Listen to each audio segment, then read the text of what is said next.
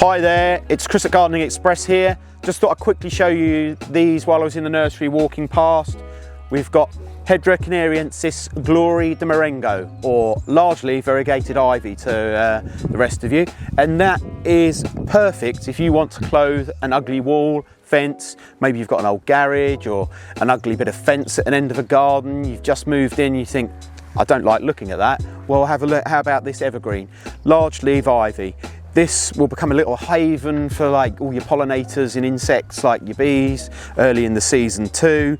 They'll just hide in there, and then your little birds like wrens get in there as well, even make the odd nest. And it's just a beautiful, cover for an ugly wall. So tough and hardy, resilient plant, evergreen, got a beautiful sort of green, grey-green and cream edge to the leaf, large leaved ivy. So pretty bulletproof plant and solves a multitude of problems if you've got an ugly thing to cover. Thanks very much, and I'll see you next time.